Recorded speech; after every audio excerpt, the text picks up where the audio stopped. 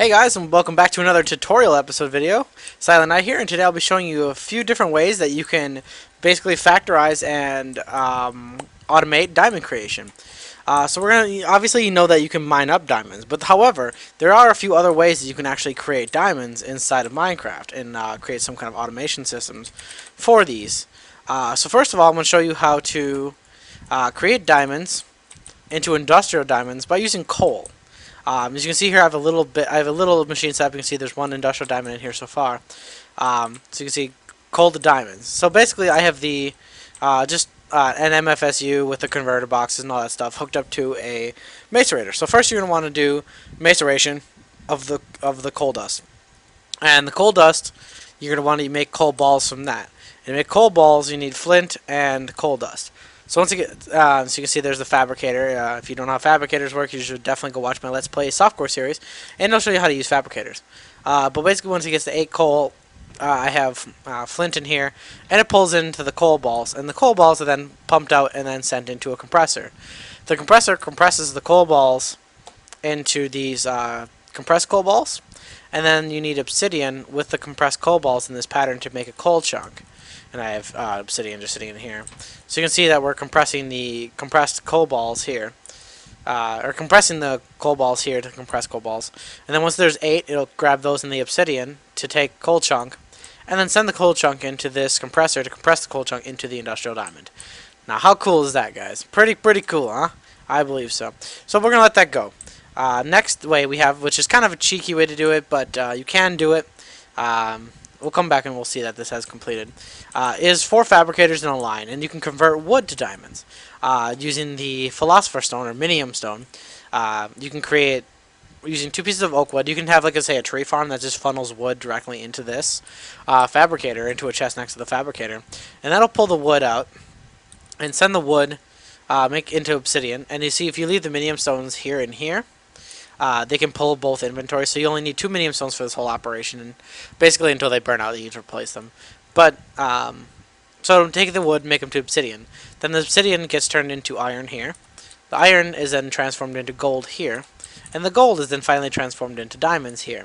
So say if I were to grab a bunch of wood here, say wood, just grab a few stacks of this here. I think 4 is what I need for diamonds. Dump that in here. See how it makes a bunch of obsidian.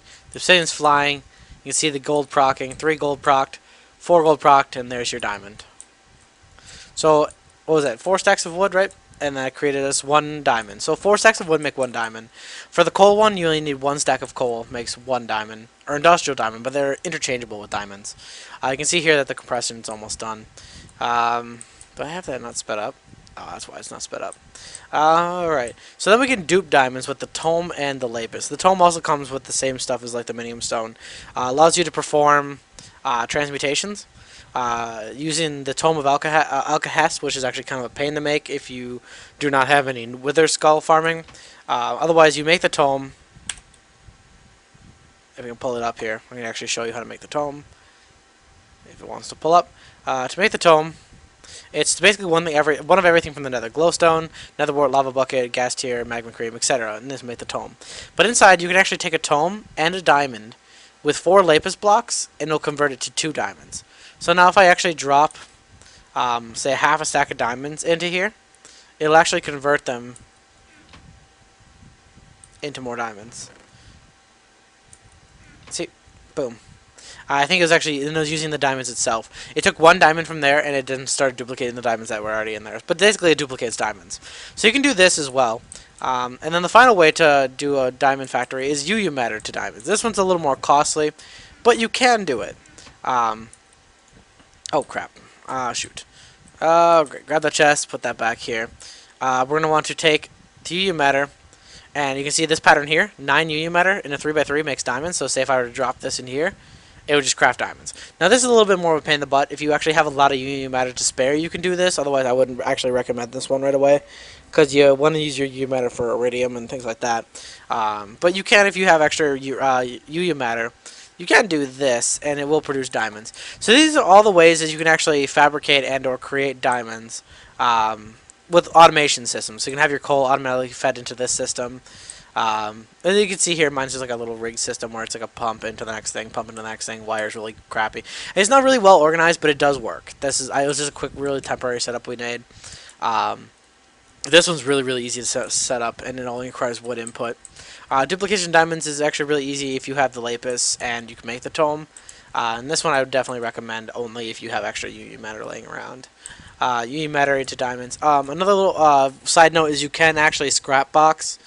You can scrap box it too. It's got a 0.02% of a scrap box to be turned into a diamond.